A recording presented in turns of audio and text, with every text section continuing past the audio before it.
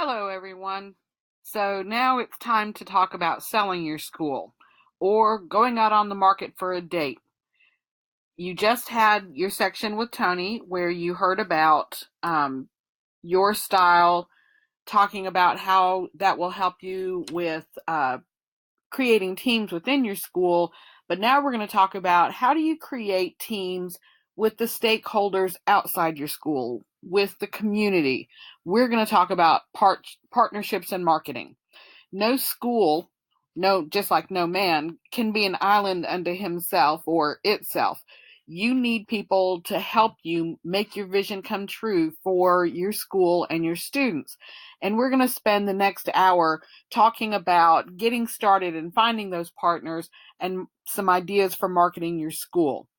We're not all lucky enough to be funded or founded with a big corporate partner who created us just to feed their worker pipeline, although that would be a perfect world, wouldn't it? Instead, we have to start from the ground up, reaching out to partners.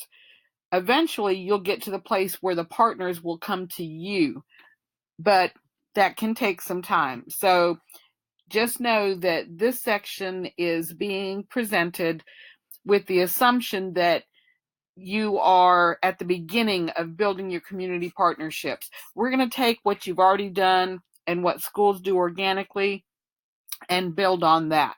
So if you've got the materials that Sandy asked you to gather before you start this section, you're going to refer back to your story. Remember, we talked about the teacher's story and the student's story when we were in Knoxville those couple days last fall. You're going to refer back to those. You also want to have available your self-assessment of the STEM attributes that go along with the state STEM designation from Tennessee Department of Ed, because you're going to use those to highlight your marketing message. And then lastly, if you will go ahead and have at your fingertips the cell phone or camera footage that you got, you're going to have the chance to go ahead and you could put together a quick video before we're done. So the videos and pictures are not necessary, but it would be nice if you went ahead and had it so you don't have to go look for it. So let's get going. We're looking for a date. We're basically putting your school out there on Tinder.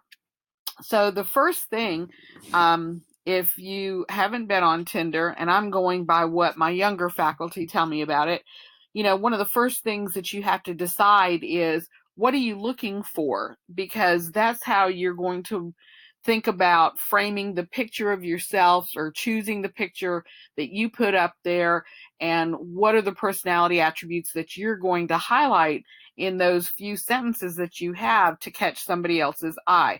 We're going to do the same thing with your school, and we're going to get your school some dates. So we want to start by thinking out, who are the partners you want to attract?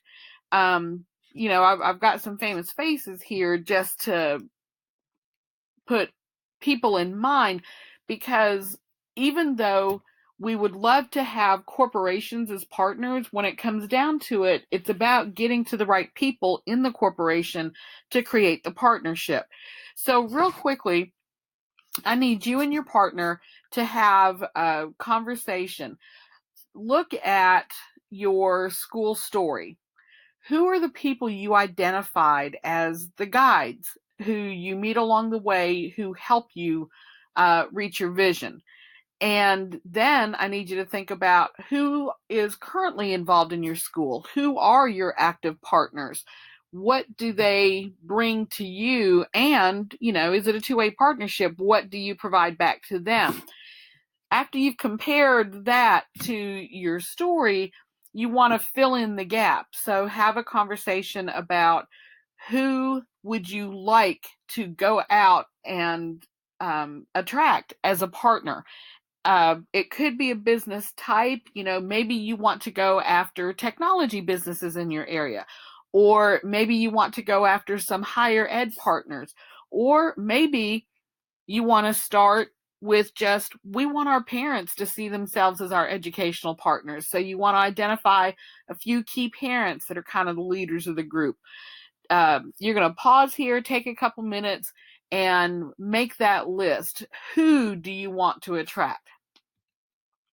So now that you've decided who you want to attract, your next challenge is to figure out how do you make yourself attractive to those people or to those businesses. Well, the first thing is you got to know where you're going. Your school, we talked about it in both of our first two residencies. What is your vision for your school? We've got here, this is the L&N vision. We describe our vision as a Mars shot. It is boundless STEM learning and leading.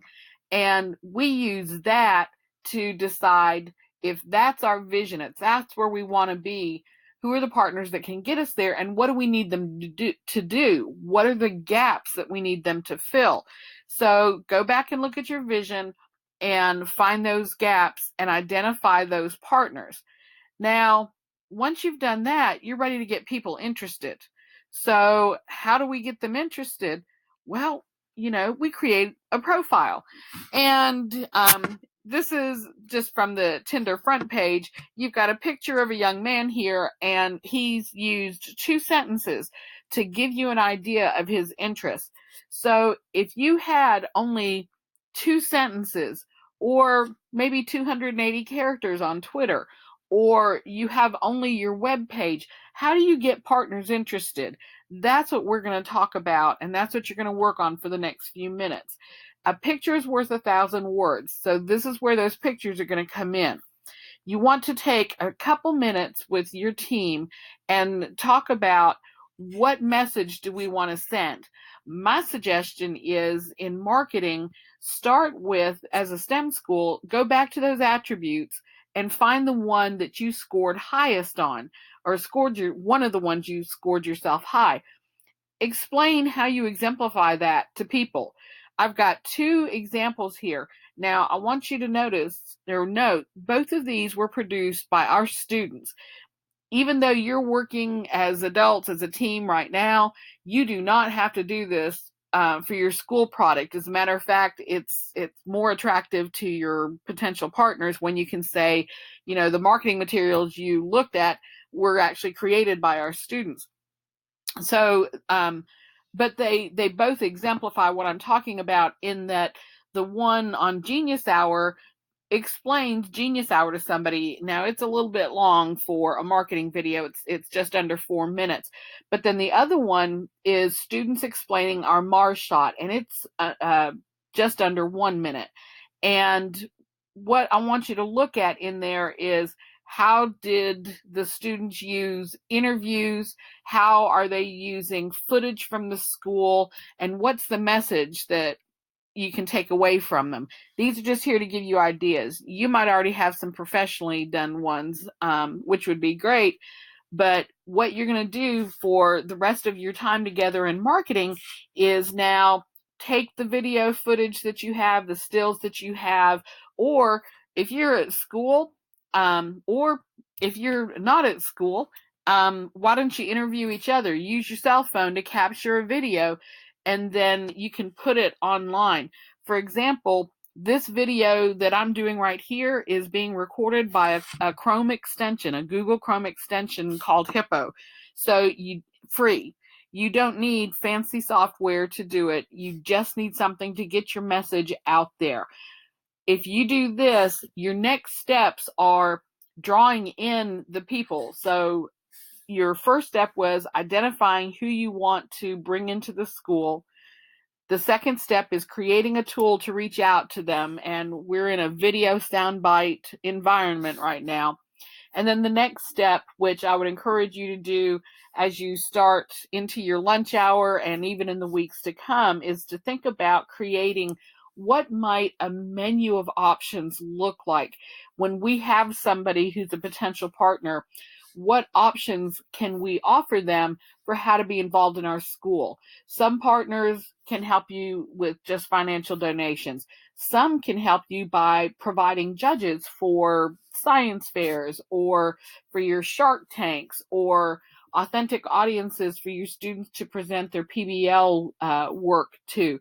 Maybe you need people to come chaperone Let them be involved that way.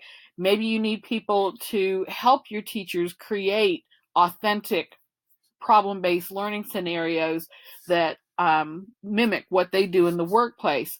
Maybe you need people who can come in and be guest speakers, and maybe you need people who can host your students in authentic workplace, work embedded experiences. The sky's the limit. Use your imagination for how partners can help you. And don't forget to make the list dual purpose.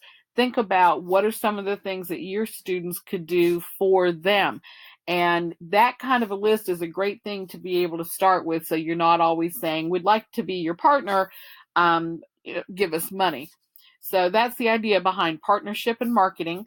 And I hope you created a tool that will attract you lots of dates, lots of partners real soon. Thanks, everyone. Bye-bye.